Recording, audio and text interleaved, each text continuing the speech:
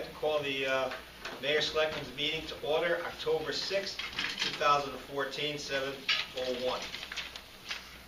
The first item on here, before the pledge, before public comments, bid opening for the long-awaited Tech Park Bridge over the Quinnebog River. Where are the bids?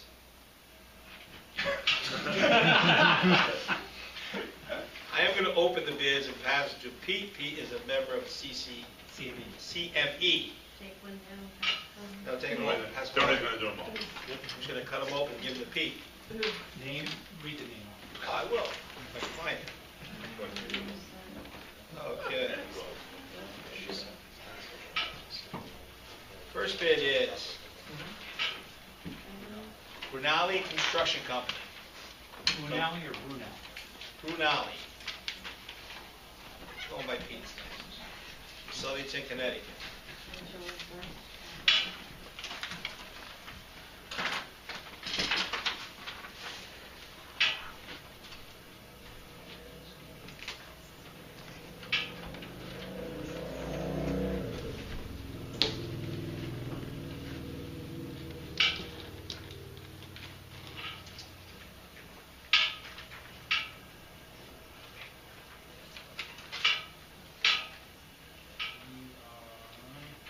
Missing a page of Brunel's bid.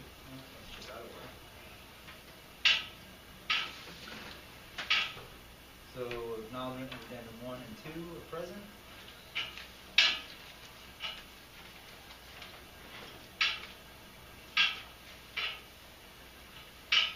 The bond is present. References are present.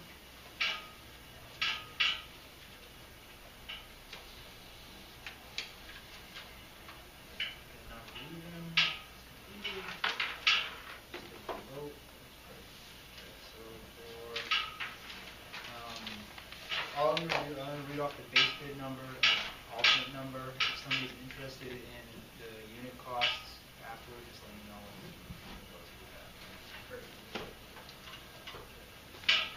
The total of the base bid is $2,686,900.00.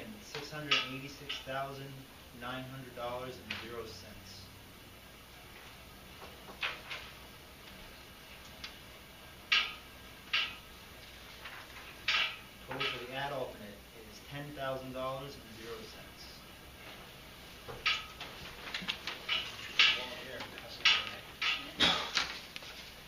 Second bid, Tully Construction from Southbridge, Massachusetts.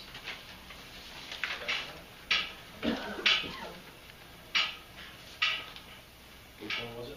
Tully. Tully. We have one selecting. Hard to see. There you go, Peter. Do your stuff. Okay, so bid bond provided.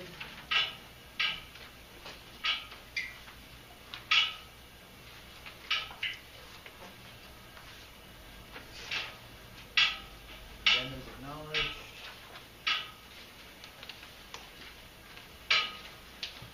References provided.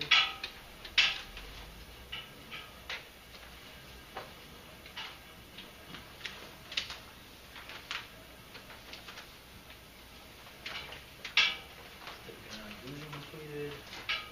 Quickly vote.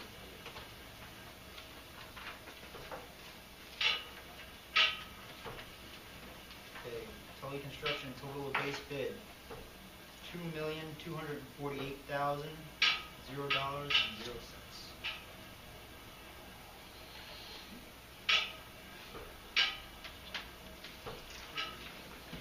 Total for the ad alternate $15,000.00.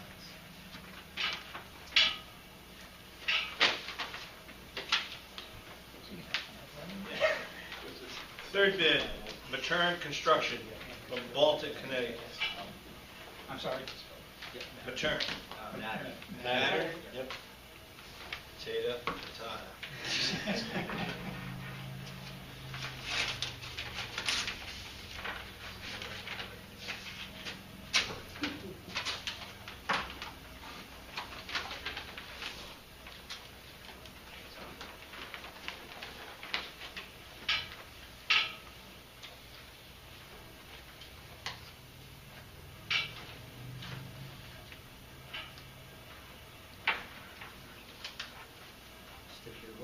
completed.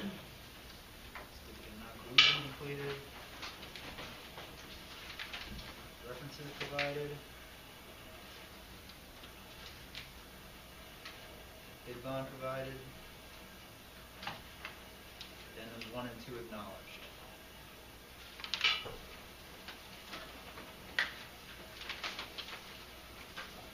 Total of base bid, $2,844,464.20.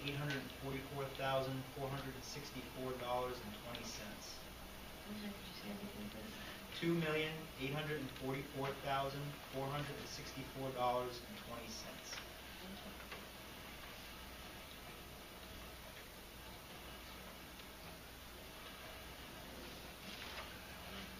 Total of ad alternate, $9,000.00.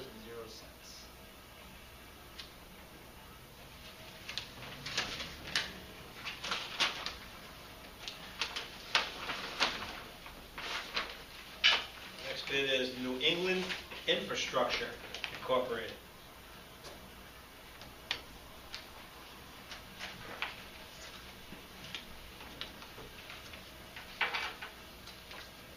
Bid bond provided.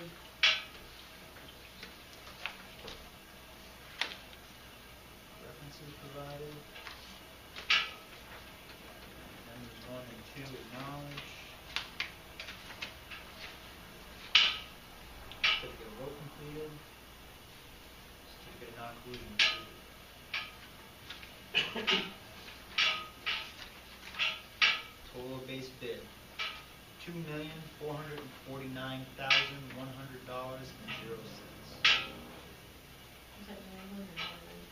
That was New England Infrastructure.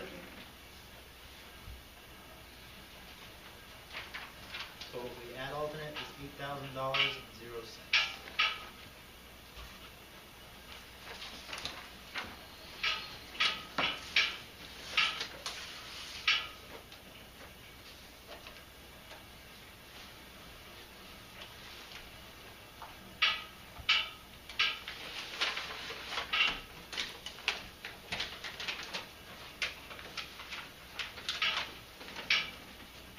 Next bid is J.M. Lynch and Sons. Lynch.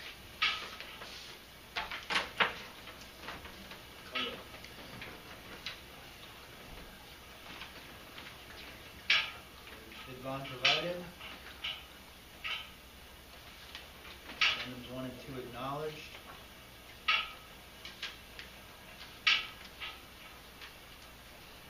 References provided.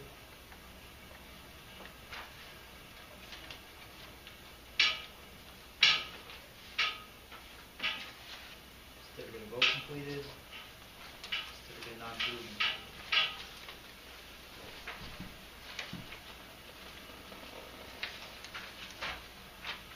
Total of base bid, $2,918,000.00.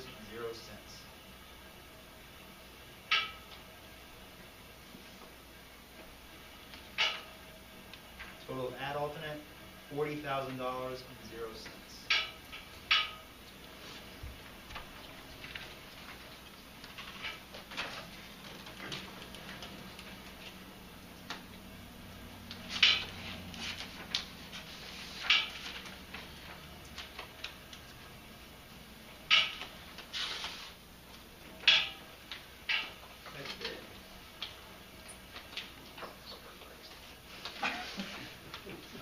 Easy. You put it underneath and go across the top. No.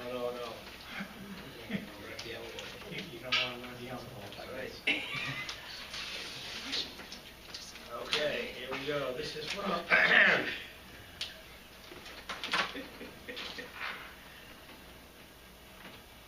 Oreo Corporation, Humboldt, Connecticut.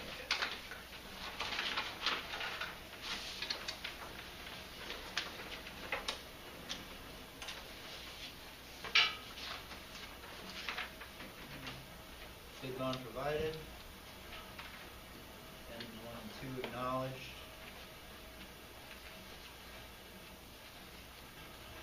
References provided. Certificate of non-collusion completed. Certificate of vote completed.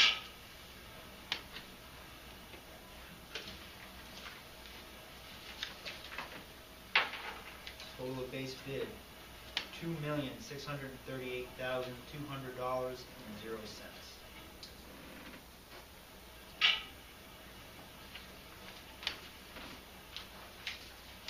Total for the ad alternate is $6,000.00.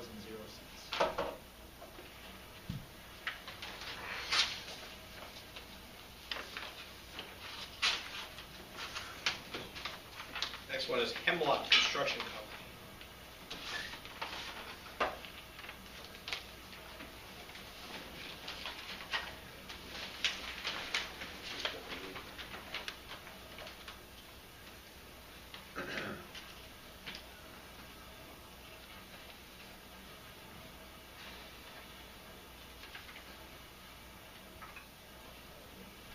Bid bond provided.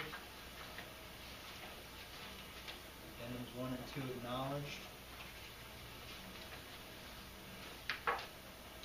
References provided.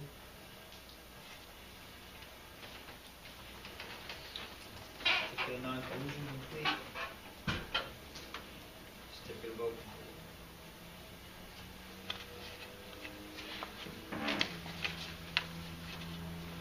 Total of base bid, $2,866,084.00.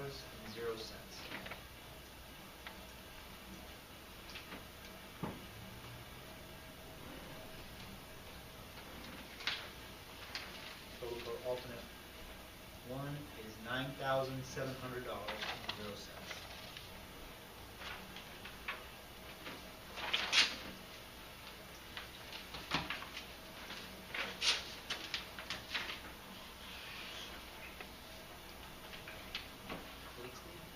Blakesley,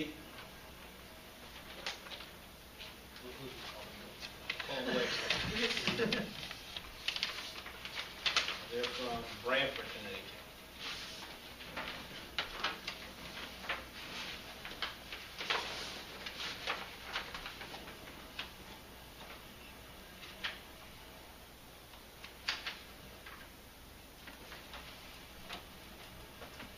Bid bond provided.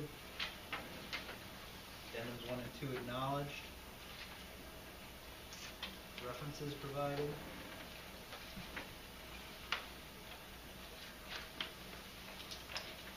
Certificate of non-collusion complete.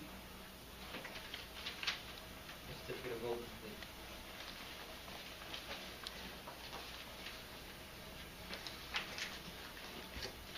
Total for the base bid, $2,787,360.00.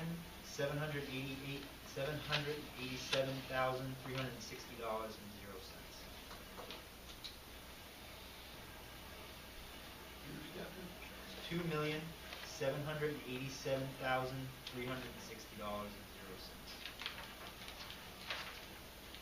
Total for the ad alternate, $25,000.00.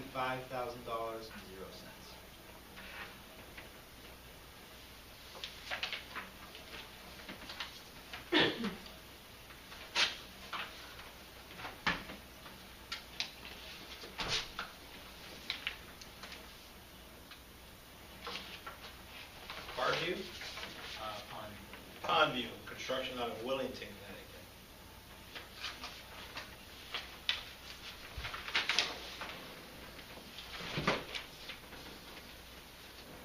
It's a heavy bid, just Phil.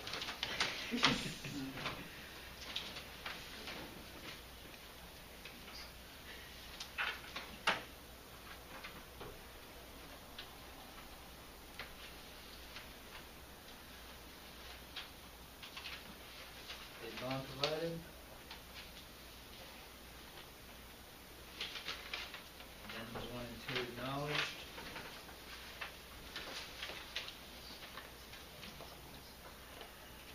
References provided.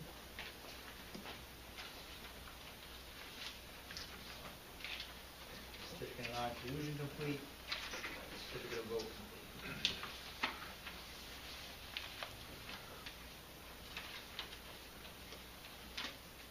Total of base bid, $3,485,200.00. $236.53.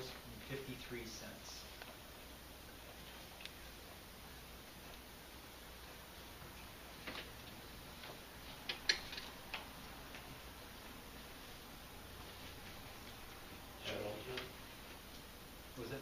Out alternate is $30,000.00.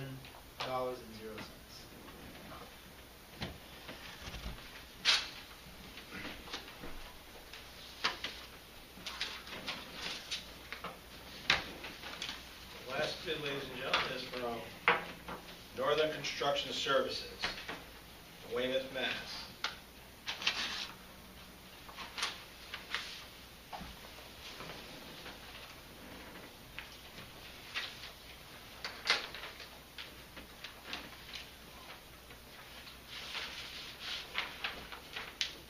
Bid bond provided.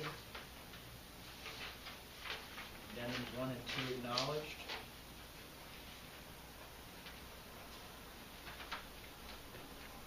References provided.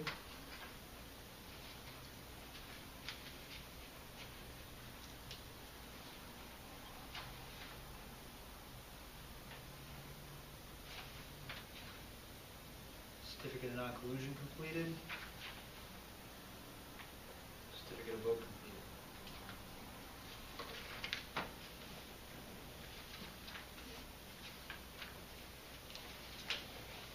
Total for base bid, $2,774,000.00.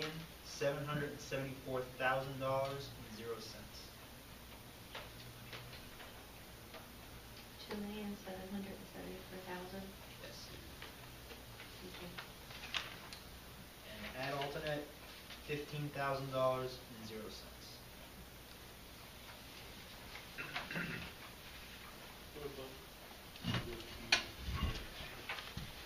Maybe Smith. They've requested them, but they didn't submit. So we have 53, 10. 10 bidders. Are there any interest in any unit prices at this time? Or we'll put together a spreadsheet of everything if people are interested. Based on this, the apparent low bidder is Tully Construction. Correct. Where are they on? Southbridge.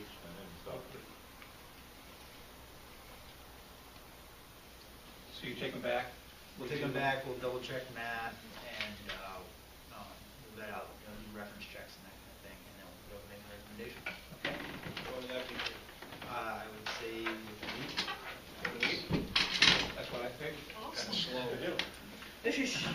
Only wonder about tomorrow It night. usually takes more than that. Yeah. That would be fine, Pete. I'm impressed with You have a week till Monday. Or else.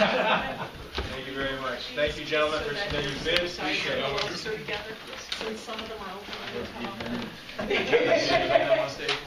I want to discourage blank papers. Next item is Pledge of Allegiance. Everybody, please remove your caps. Follow me to the Pledge of Allegiance. Flag right behind.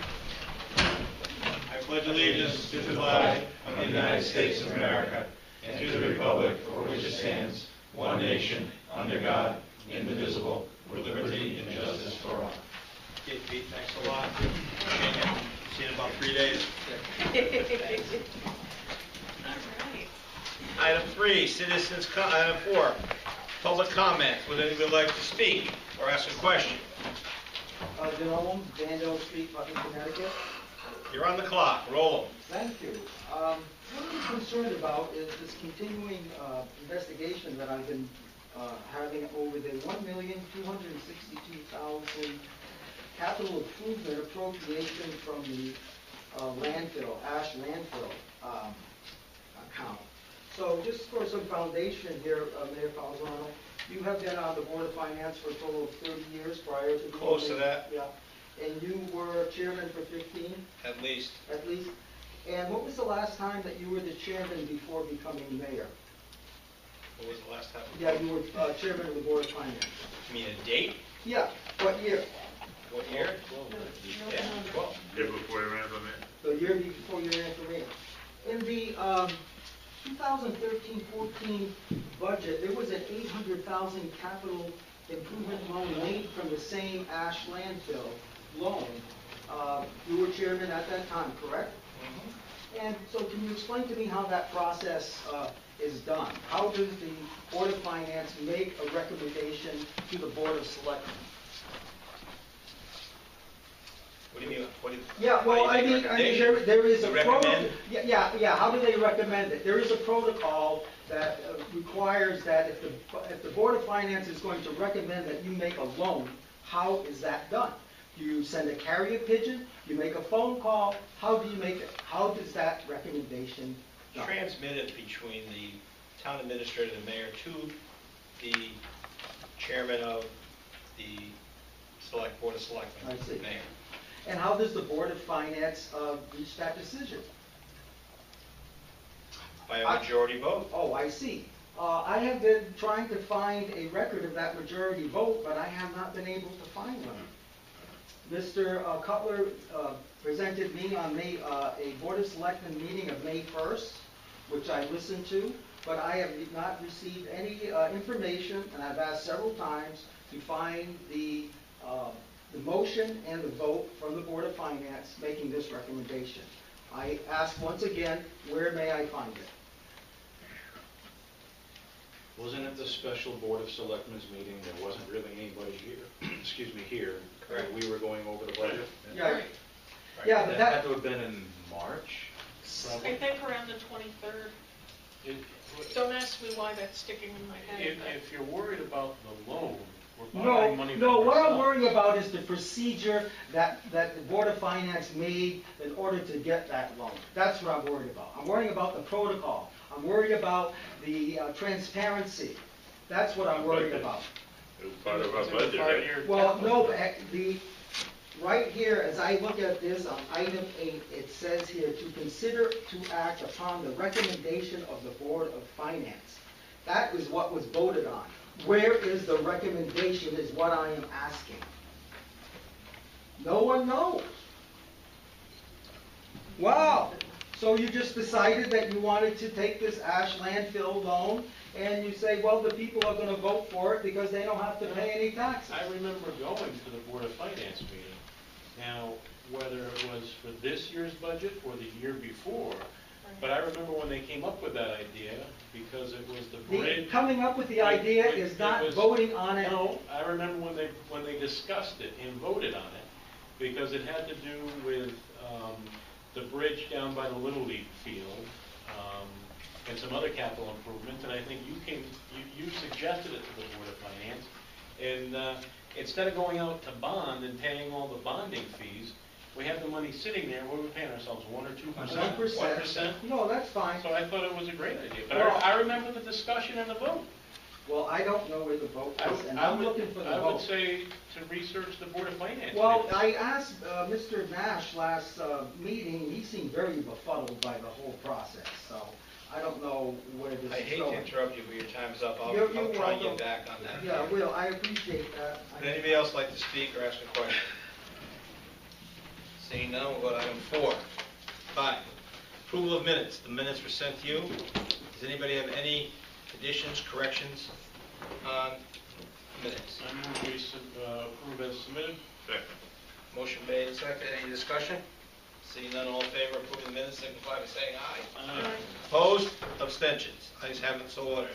Letters and petitions of communication. Letter dated September 18th from Wheelabrator regarding the groundwater discharge monitoring report, third quarter 2014. This report in its entirety is available in the mayor's office during normal business hours for review. B, letter dated September 22, 2014 from Wheelabrator regarding the discharge monitoring report, August 2014. The report in its entirety is available in the mayor's office during normal business hours for review. Reports and standing committees, General Government Committee Codification, that's usually Deputy Mayor Alma Mori, she's not here today, so we'll move on to 8. Reports on special committees, Wheelabrator Contract Review, that's Doug. No, it's Scott. That's Scott, that's what I forgot. Well, I'm happy to report, Mr. Mayor, that a ground lease agreement has been reached. It'll be coming to the, I guess, the Board of Finance, Board of Selectmen, and ultimately to the electorate of the town of Putnam for a vote, but we have reached an agreement, and we'll be presenting that soon. Excellent, thank you, Scott. Charter revision, that's done. I've sent out a notice to the members that we will be scheduling a meeting within the next 2 to 3 weeks. Excellent.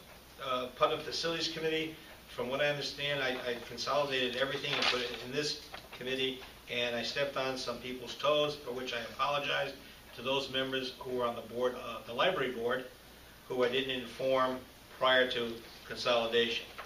So with that said, the Public Facilities Committee has had 2 meetings, and it seems that they do have some direction now of where they're going, and things are moving quite smoothly under the leadership of Mr. Rawson and his very good committee. Staff reports, it's a non-reporting month for economic development, zoning, planning, and assessor.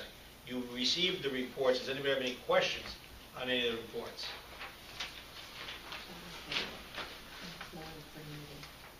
Okay. Town Administrator's report. Do you have anything, Douglas? Nothing bad Okay. in my report. Unfinished business. Quinnipiac Regional Tech Park.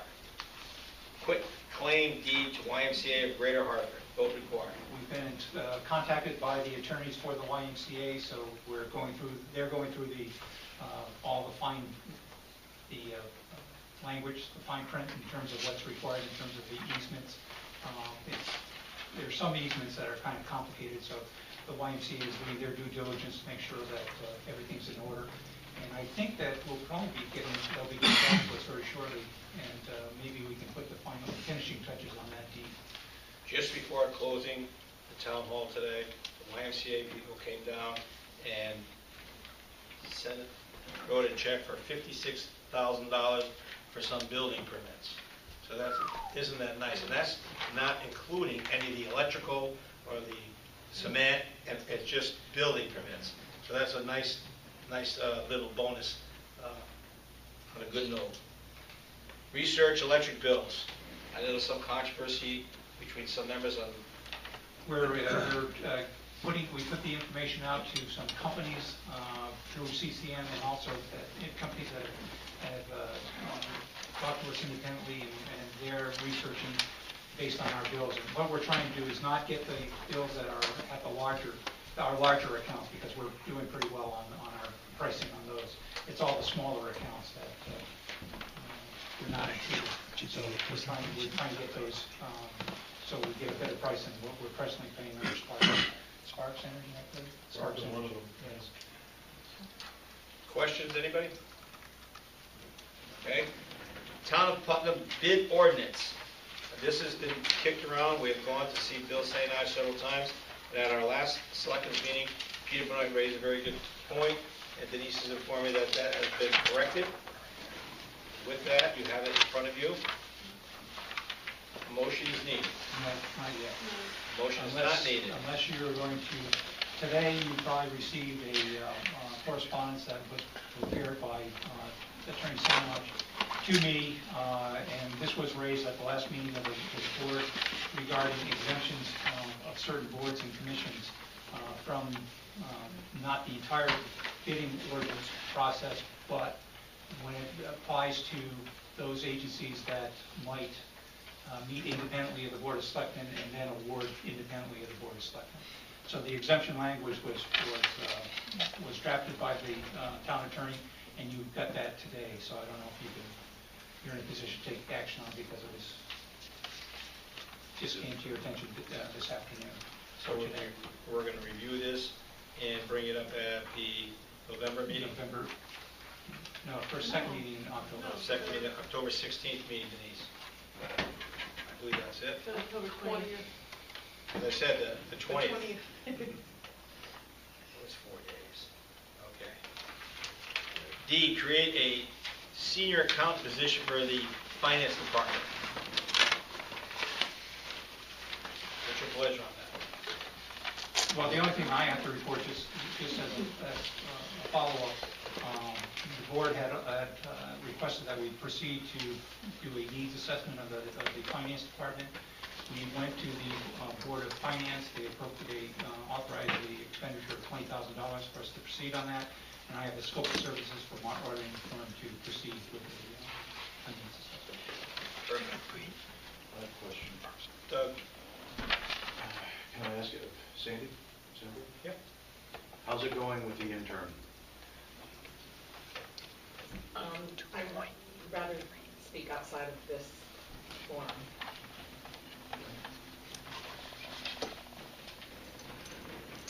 Okay, let's move on to D, number 12, grant consideration and updates. Authorize the mayor to file an application and supporting documents for the STEEP Small Town Economic Assistance Program 2015 grant in the amount of $500,000 for the Quinnipiac Regional Tech Park. A vote is required.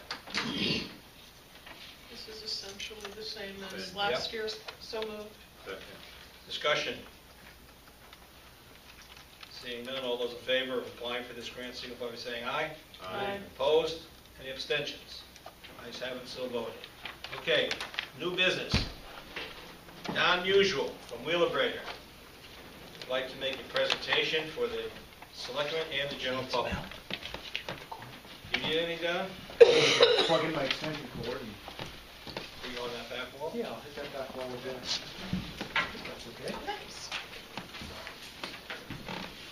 The audience will just kind of turn their seats around. Look at that back wall. We have a nice presentation coming. Free of charge. You would have had some popcorn, but Scott ate it all. Sure, yeah.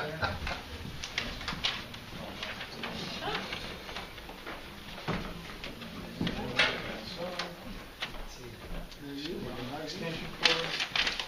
Able-bodied to take one. The scalpel.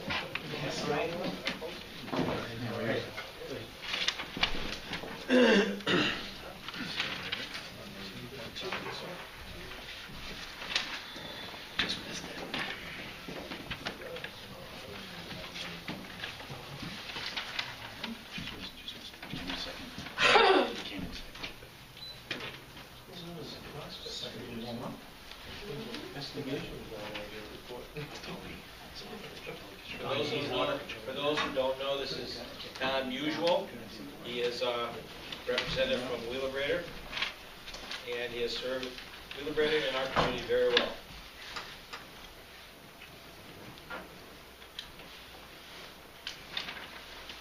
Moment to come up. Dim the lights. Brian, hit that switch behind you. This should be, no, once this comes up, it'll be fine.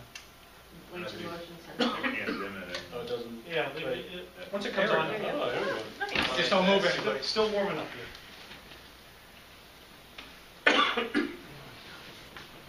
Okay, I'd just like to take a moment to say thank you for having me on the agenda tonight. For those of you that don't know me, my name is Don Musial. I've been with Wheelabrator as a manager of the landfill going back almost 15 years now.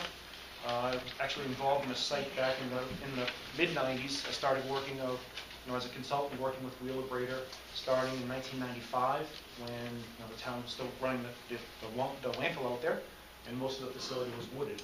So I have a good history with the landfill there and with the town, and I'm lucky to have been working here for the past 20 years.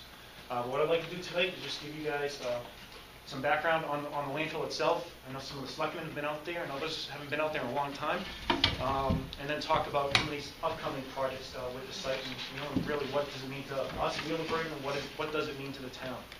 This photo here is of the landfill going back a couple of years now. We're actually, use my cursor here, we're actually operating in this cell right now. In this area right here is the old town landfill. We've got 395, Quinnipiac River running through here. River Road is way off on this side over here. Is that the Barnes property right there? Yes, this is Barnes through here, and Rawson Materials and the Newth properties are up in here. So I got a few more overviews that'll give you a better idea. So as you can see on this figure right here, the entire property is about 187 acres.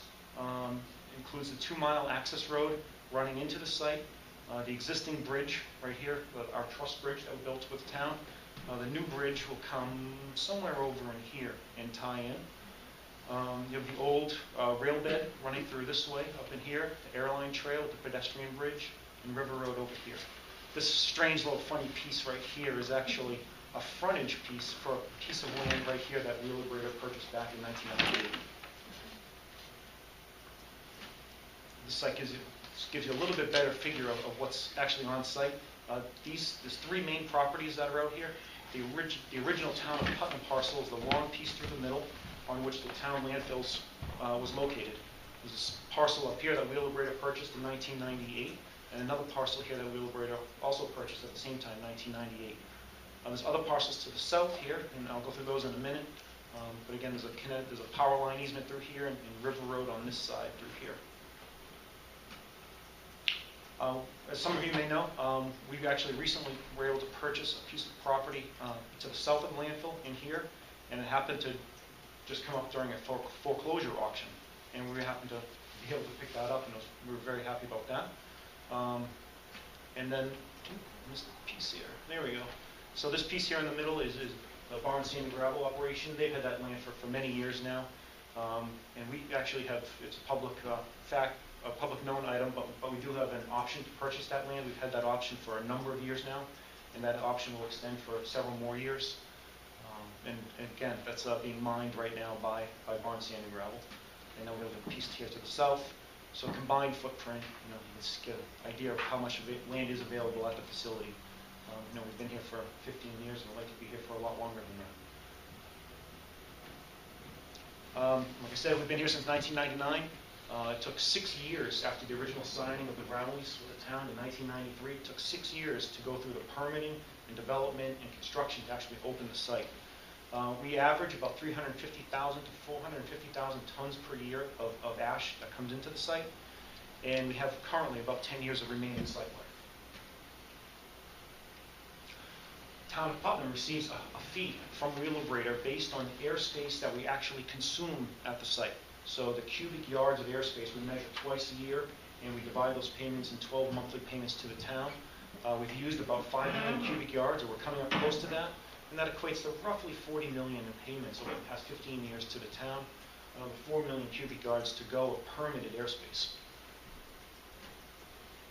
Just a little background on the day-to-day operations of the site. We're open currently 6 days a week, Monday through Saturday. And we also open on some Sundays here and there to accommodate our customers on the holiday operations. We receive up to 2,000 tons a day on an average day. Right now, we're closer to that 2,000 tons a day, which is great for the town, and it's good for us as well. We're thankful for that. But daily, just the operations on site don't change all that much day to day. It's more year-to-year type changes on site as different construction projects or developments of new baseliner cells or closure projects take place.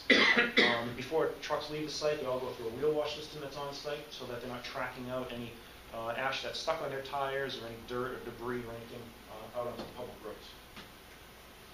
We have an environmental monitoring program for the landfill that was approved by the Connecticut now it's the DEEP, formerly the DEP, but it covers all the media out there: groundwater, surface water, storm water.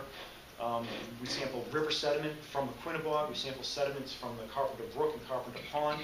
We sample surface water up towards the wastewater treatment plant. We sample surface water down towards Pomfret, so like a mile upstream and a mile downstream. And we do that actually semi-quarterly. So it's every half quarter we do that sampling. We also do the sampling for the town's municipal landfill, and we cover that as well. We also do, every 9 months, we do an ecological habitat survey of the site. And we have a biologist specialist that comes out, and back in 1999, he established, same person we've had all on here almost, but back in 1999, they established about 20 small 9-foot by 9-foot plots out in the woods and in the wetlands all around. And they go back to the same plots every single year, or every 9 months, so almost every year. So every 4 years, they hit the same season to see what's changed, for better or worse. And all these reports are submitted to the DEP and to the town. Current ash sources, sorry, a little tongue twister, sources that we bring out there, primarily these are Connecticut plants.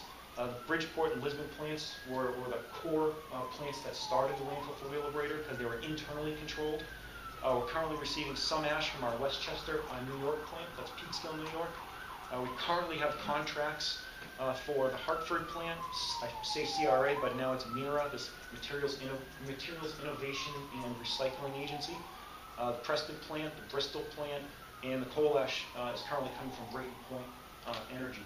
And what I want to emphasize on this one is we still have to compete for these materials. Even the internal materials, and I say my materials, but the materials from Peekskill, New York, we have to compete with third-party landfills or other internal waste management landfills in the New York area and Pennsylvania. And the same for Hartford and Preston. You know, we have to compete and go to open bids, just like you open your public bids here tonight. We do the same thing to get these ashes in, and there is competition out there, and we're able, you know, because of our relationship with the town of Putnam, to maintain our fees and our costs low so that we can keep these materials coming in. The Brayton Point plant, as much as I hate to say it, but they're scheduled to close in 2017. So in 2017, that, you know, unless there's a miracle somewhere in the power generation industry, that one goes away. So now, just a little bit, a tidbit here on this recyclable metals recovery. Some of you folks have heard about it or seen it. This is really meant to give you a much bigger background, much better background than any average citizen is going to see. I've been working on this piece of our business now for over 3 years in the research side and figuring out, you know, what more value is out there in the ash. So I just do this piece here is the traditional metals recovery, and you can see across the bottom of this chart, we show particle size. So when I'm saying particle size, these are metals that are in the trash that you throw away. So whether it's a paper clip or a car axle, that ends up in our plants. And our plants are pretty good at taking out those large things that I'm showing here. When I say extra large, that's tire rims and bumpers and things like that. Large might be this chair. And we're able to pull those things out in our plant pretty well. I'm not quite 100%, you never really get 100%. And when I start talking down towards medium and small, I'm thinking baseballs and smaller. So like here's a picture of what our plants can generally pick out. And this is what our plants show up as, this medium range, which is really, you know, golf balls, baseball size. You can see like a door striker in here. And we're pretty good at doing that, ferrous and non-ferrous. I'll talk a little bit about that in a minute. With other technologies that are out there now, mostly developed overseas, we're able to get into these extra small pieces and small pieces. When I say extra small, I'm saying like BB size, like 2 millimeter size. So pretty fine material. When you compare it next to a pen, you can see the types of metals that do come out. And these are metals that are in everyday items that you would never think to throw away in the recycling bin, like a pen. You know, there's metal in there. You never think to recycle these types of things. But the waste energy process, such that you're recovering the energy, making steam, making electricity, but now you're able to continue that process and pull out all the value that's actually there. So we started, like I said, about 3 years ago, looking for ways to get the metal that we know is in there, how to get it out more efficiently. And this you can see, this one's kind of fun. You see a lot of coins, keys, things like that. It's pretty interesting. But our research really took us overseas. We made a lot of visits to a lot of companies to figure out who's doing this the best. And the reason that Europe was ahead of us, ahead of the United States on this, is mainly regulatory driven. They have a tax, like government-imposed taxes on landfilling of over $100 per ton, just straight tax, just to start. And that all funds other things within the government and research and things like that. But they rely heavily on waste energy in Europe, much like Connecticut does. This photo here, this was in the Netherlands. This is another Netherlands photo as well. We visited, again, a lot of facilities. And in that time, those initial times, we learned a lot about what happens to the metals. Where does it come from and where does it go? What I'm going to talk about here is just where it's going in the world, and then I'll bring it back to how it relates to us in this room. Because it is a big world out there, and it's getting smaller. So when I say this Fe and NFE, that's ferrous and non-ferrous. So ferrous is what you consider your magnetic material. You can pull it out with magnets pretty easily. Non-ferrous is a little bit more specialty, like copper is not magnetic. But there are systems that are able to get that copper out, and those are fairly common, but it's not that easy to do with ash. So this is what our plants are currently doing, extracting the ferrous and non-ferrous from ash. The waste, is what we receive here at Putnam. So this side stream is landfilled. Ferrous, you can sell that directly to scrap yards. They'll shred it, grind it. A lot of that goes to India or China for remanufacturing. Mixed non-ferrous, and again, this is what I'm saying, is the large.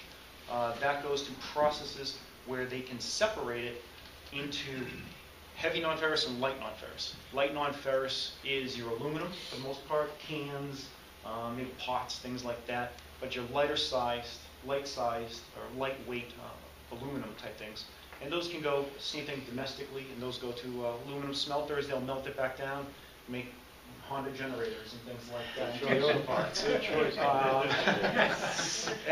And your heavy non-ferrous, and again, this is golf balls and larger. They are right now typically hand sorted, and that's done generally in China. So those types of things that get recycled right now, they are shipped overseas to China and are hand sorted into the elemental constituents that are there. So your copper, zinc, nickel, lead, tin, and I haven't been to there, and that's not what we want to do here. I'll tell you that. There are machines that can sort it optically, optic scanners, but they're not as efficient as the human sorting, which is strange. But like a copper product from the machine will still have 30-40% waste in there, whereas the human picking through it is a much cleaner product, 90% better quality. So now we're talking about this mixed small non-ferrous, so smaller than a golf ball. And again, developed in Europe, that separation, cursor keeps disappearing on me. So that separation, you still have that small aluminum. It's not worth as much as the large aluminum because of the smelting process, but that can also still stay locally, aluminum smelters. The heavy non-ferrous now you're down to those, I showed you a picture of that pen. You're not going to pick that apart by hand and separate things. So, but there are refining processes that can take that material and they float it in chemical solutions. So copper has a certain density that's different than zinc, and if you have those right solutions, you can separate them just enough, and then they can skim off the copper. They don't have to melt it or anything like that. It's pretty amazing. There's only a few companies in the world that actually can do that piece. So what we're talking about here is bringing to the United States, and what we're currently doing now at some of our sites is at landfills, at the centralized locations, being able to pull out that initial piece. So we're now already doing that in the United States, and what we've done a few times now here in Putnam, and I'll explain that in the next couple slides.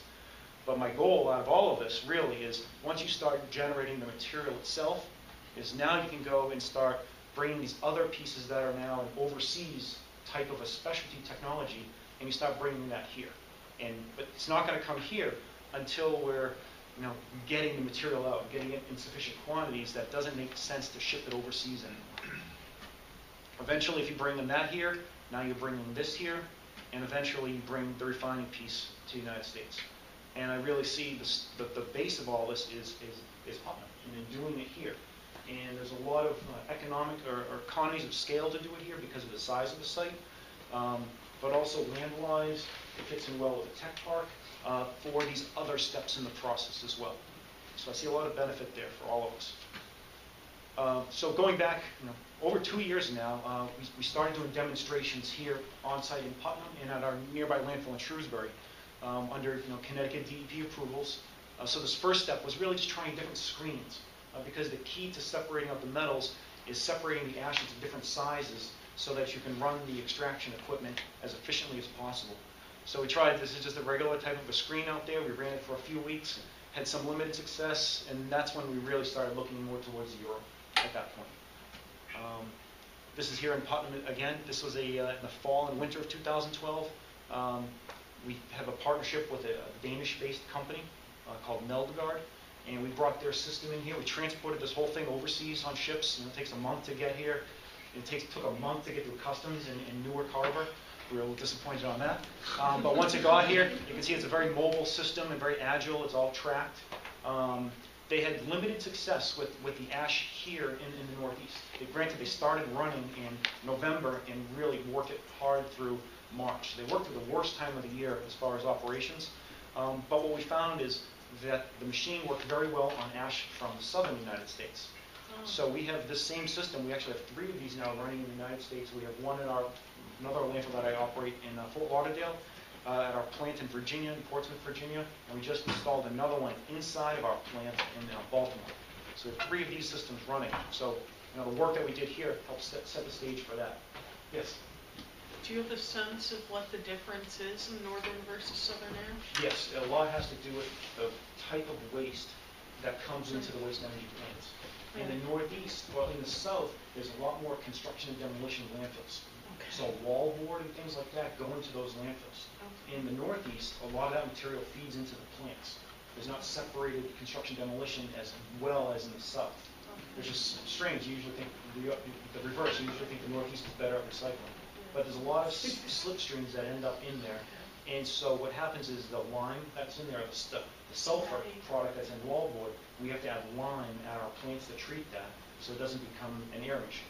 So that lime ends up in the ash and makes it sticky. So in the south, you don't have that stickiness. This was another demonstration. So this is back in the fall of 2012 again. This is with the NASHCO.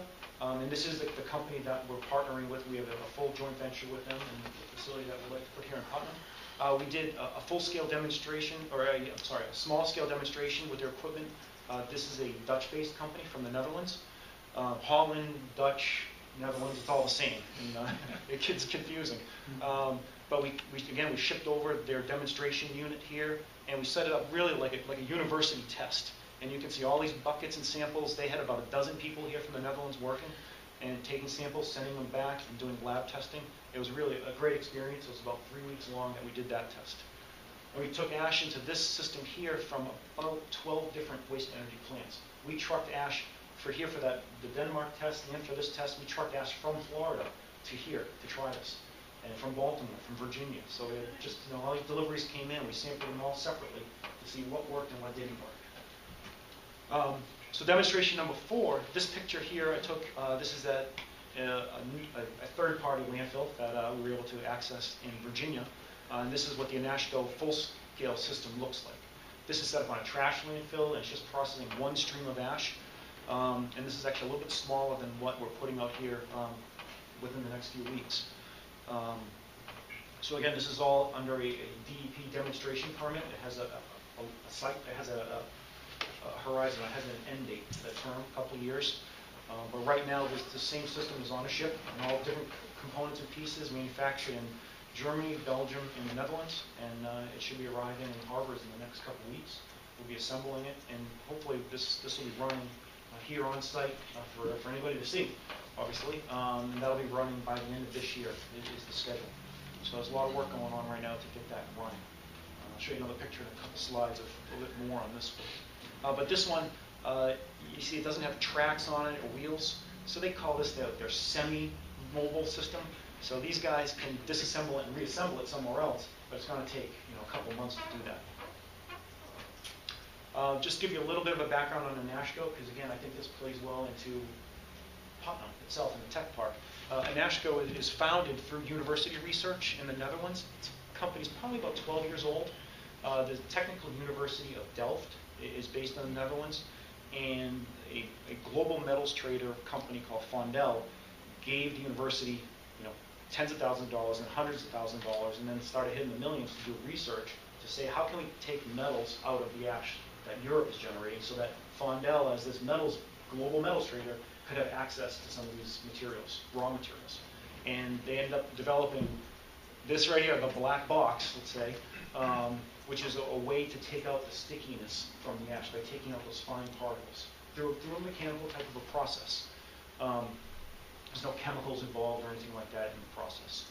So their research, their base of NASHCO came from university research combined with private funding to, with some government, regulation to make this new company called NASHCO. So Wheelabrator back earlier this year, we entered into a joint venture 50-50 with the NASHCO for U.S. operations. So any of these operations at Wheelabrator facilities will share 50-50, in the cost, number one, but in any revenue from that. This is the facility they have. This is in Amsterdam. This is at the world's largest waste energy plant. It's probably twice the size of any plant here in Connecticut, or in the United States for that matter. Again, this is Europe. It's a little bit different of how the ash is managed, but this is all outdoors on asphalt. It's a different regulatory environment as well. But this is the typical size or type of system that we would like to put in Putnam for the long term. And again, if you look at it, it looks like screening equipment. It looks like a sand and gravel operation. With back on this back end here is really where the metal separation is. The front end is all separating into the different sizes. These next couple of pictures, this is what they call, and we call as well, this is the central upgrading facility. So you have that initial block of the pyramid here. This is the next step. This is where Nashville has 2 of these facilities in the Netherlands. I would like to also have one of those here in the United States, and Putnam would be a very good place to put that because of location. So this is the piece that separates the small size materials into the heavies and lights. So you have small aluminum and a small non-ferrous. This is their other facility, and this is just a small picture of it. But this is in Maastricht in the Netherlands, and this was an old cement kiln that the U.S. military built back in 1945 as part of the Marshall Plan. And here we are, 40 or 50-something years later, or 60 years later, and that cement plant is now it has stopped production, but it's into industrial reuse. So this is a very long bay. These are 50-foot high ceilings and about 120,000 square feet of industrial space, which they converted to put in this central facility. And again, we're trying to make this facility smaller, but this is what the inside of one of these looks like. So, back to what does it mean for Putnam? Number one, for us, for all of us, it keeps Putnam, the landfill, competitive with all the other facilities that are around here. Our competitors that are out there, Covanta, they're putting in similar types of things at their landfills. I wish them the best of success, but then again, who knows? But we want to retain our current ash sources. We want to attract new ones in here because that's where it's good for us and it's good for the town and the longevity of the project. Secondary here, but really I think it's great for all of us, is you're pioneering a new technology in the U.S. The picture I showed of the Danish company, the blue system that was up there, that was the first system of its kind of any of these small systems to ever operate in the United States. And it was here last fall to no fanfare. But it feels good to be part of it. You're exposing it to international business. So as part of just setting up the system that's out there right now, we got 3 gentlemen from the Netherlands that have relocated to the U.S. To make it work. But I think that leads to the research and educational partnerships with either QVCC for people to learn these types of things. Worcester Polytech, other colleges that are around with the technical type of field this is. And it's pretty amazing working with the Dutch is they travel all over the place. I think as a nation, their history came from shipping world. So for these guys to relocate to India for a few months and then come and live in Turkey for a few months and come and live here for a few months, they're just used to that and it's in their system. The gentleman that I've worked with a lot, Joost, and you knew him at some point, he speaks 6 languages. And it's like, oh, it's like, yeah, but he says his Spanish isn't that good. But I see, additional jobs. We're hiring right now to operate the system that's going to be out there. There'll probably be initially about 10 new jobs out there. And again, there's mechanical jobs, there's labor jobs, there's supervisor jobs, maintenance type jobs. But if we do those next stages, just that upgrading piece adds another 20, 25 jobs, and those are laboratory jobs as well. So it's not just running screening equipment. They take slipstreams of that, and they do sampling, and they actually physically separate up metals within a laboratory environment. That would all be an on-site environment.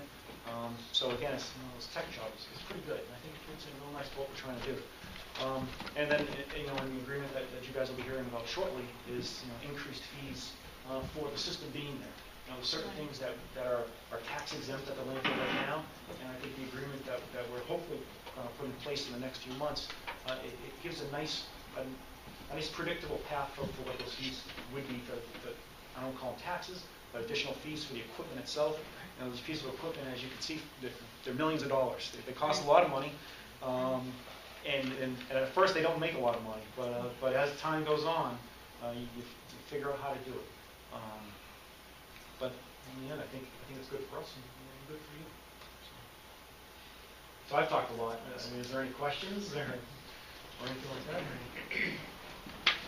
Any possibility of sending any folks from around here through an ASCO over to the University of Delft? Because they're amazing. I mean, the reason I bring this up is water treatment, waste management. I mean, they're one of the premier, if not the premier universities in the world. And if we could have some of our people, local people, go over there, it would be great to bring back the actual base knowledge. Yeah, no, it's interesting. One of our trips over there, we went to the university. We got see what the research lab was, meet some of the professors that were there before. One of the gentlemen that's basically living here now for the next 6 months, He was one of the founders of the national patent, that's the black box piece, as a student, and then became, employee number 2 of the company 12 years ago, and now he's living in the U.S. full-time in the Annapolis area. It's actually funny with the Dutch, they have a habit of not being married. So that's actually more of a tradition of having children and being with your partner for life. Right. But to move here to the United Sounds States, to move here to the United States with their families, they had to be married. Right. So all these guys that are coming over, 5, 6 of them, they're all having these wedding ceremonies. So their family can come over. Oh, It's pretty jeez. funny. They all have shiny rings on. Yeah. Hit the lights there, that brown switch. Yeah. It was getting kind of too romantic. Yes, I think that- Well, thanks a lot, Don. That was a great presentation, and Yeah. we're hoping that Don Usual and Wheeler become the first client in the new tech park. We have space available. We have space, we have 4 lots. We have a deal for you. That's it. Oh, Put it on. Yes. You have that now, Tom, on that. Yes, I can do that. No problem. Anybody else have any questions for Don? Good job. All right, Don, thank you Really very much. great. You're always welcome here. Okay. Nice projector. I know, I was thinking Do we have one of these? that. I was Wheeler looking Granite at has that. wanted to get those things. No, Okay. not asking you. That looks actually light. Let's go on to new business B. Consider approving Putnam's option to be eligible community under the small town economic assistance program. What does that mean? Why is that different from A? Because as a distressed municipality, we're also eligible under the Urban Act. Oh, okay, very good, So this just gives us the option to be able to opt out of that, perfect. and we still get money from it. Good. We need a motion. Vote required? Vote required. We have to do this every 4 years. We've done it twice Okay. before, so. Without knowing the exact phrasing, I'll say so moved. You have it right here. Oh, where is it? It's still so It's in your packet. works. Yeah, just say, Second. Any discussion? Seeing none, all in favor of Scott's motion, signify by saying aye. Anybody opposed? Yes. Yes. Anybody abstain? Ayes have it, so ordered. Accept the resignation of Scott, I can't say that name. Sure. Charette from the Putnam Arts Council effective September 25, 2014. So moved with regrets. Second. Motion made to accept the resignation with regrets. Any discussion? All those in favor? Aye. Anybody opposed? Now we have to consider the appointment of independent Angelina, Angelica, go ahead, Podrowski. Fedorsky, to the Putnam Arts Council. So somebody resigned, now somebody's there. Need a motion. So moved. Second. Motion made second to appoint Angelina. All those in favor? Aye. Opposed? Okay, E, we all received the Board of Selectmen meeting schedule that Denise so nicely provided. We need a motion. I move we approve as submitted. Second.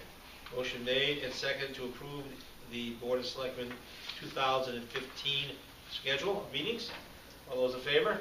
Aye. Anyone opposed? Anybody abstain? Okay. Approval of bills. I make the motion, we pay all approved bills. Second. Motion made and seconded to approve all bills that were approved. Anybody have any questions? Doug? With Peter not here, do you still need the 3 signatures? Peter Signed it. signed them already. His wife came to the town hall, picked up the bills, brought them to his house on his sick bed. He had signed Wow. them, and she brought them back here. I was shocked. As to a see good his initials Republican on guy it. that he is. Wow.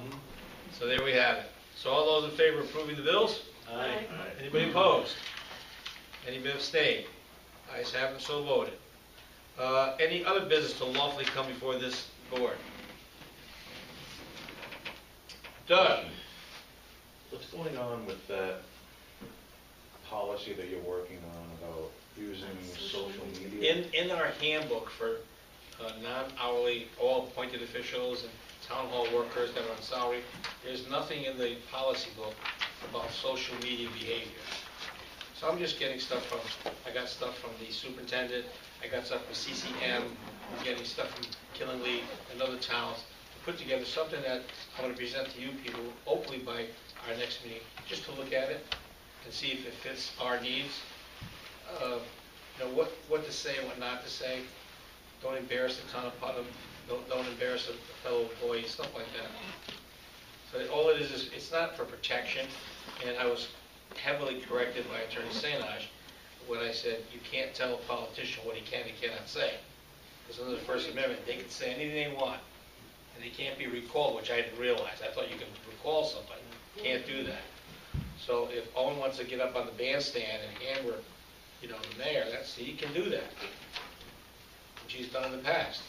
The old Foresters Club. So that's all that is, Doug. So I'm trying to type it away, and then I'll give it to Denise because she'll clean it up a lot. But it's hard taking bits and pieces from different things. Yeah. I'm just trying to get something that's simple, that fits our needs, and that's the end of it. Anybody else? Any other business coming before this board? If not, we go to section H. You want Just, public comment yeah, I'm first? just wondering about if we move public comment Do up. we have something for H? Yes. Okay.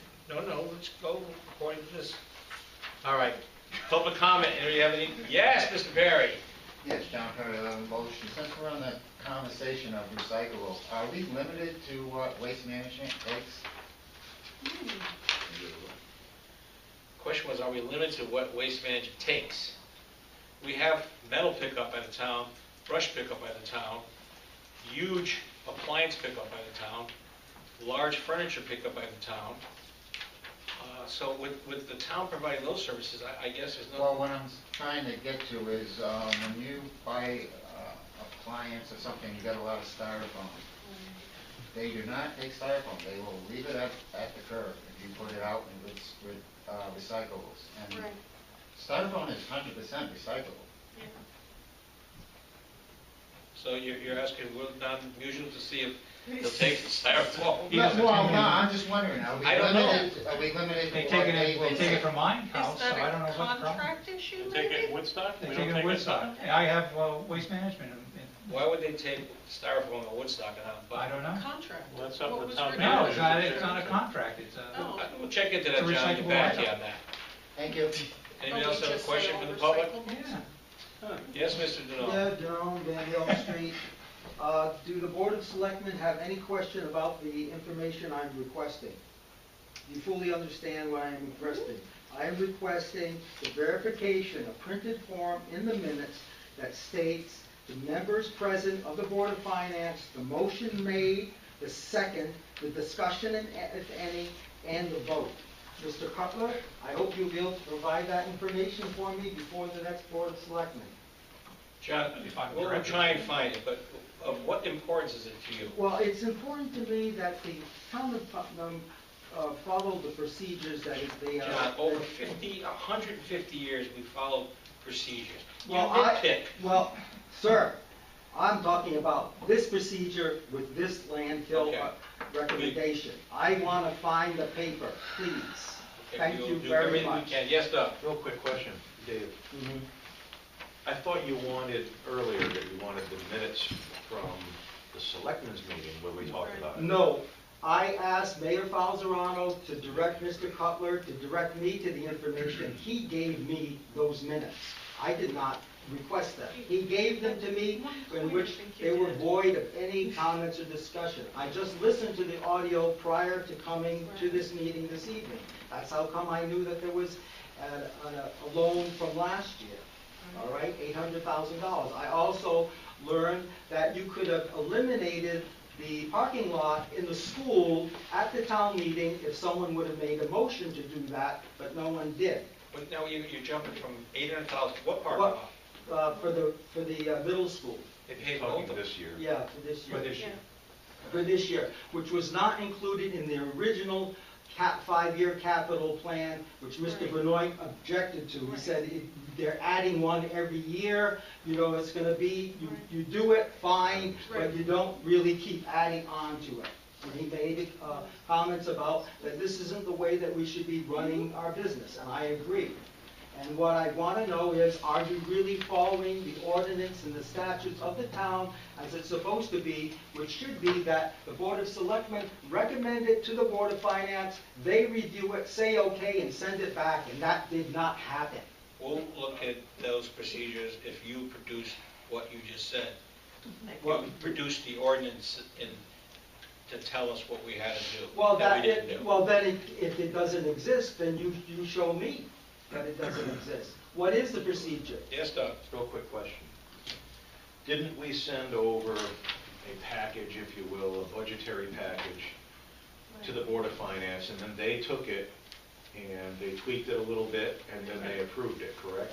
It Correct. included a 5-year capital plan. And included in that package was the 1.2 whatever Right.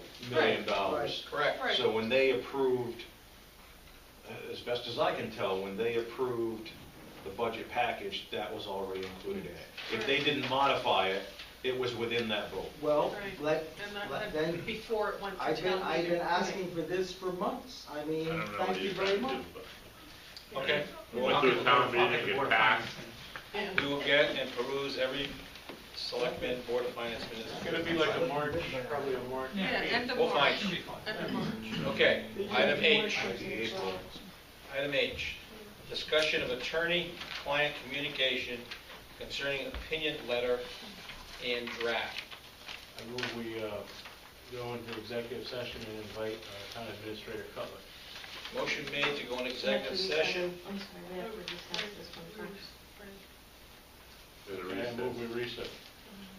Motion made to recess in public meeting The purposes. for the purpose of going into And executive then session. now you make the motion to go into executive session. Don't we have to vote on that recess? Yes. First you recess and then you go. Okay. Right. All those in favor of recessing the public meeting? Aye.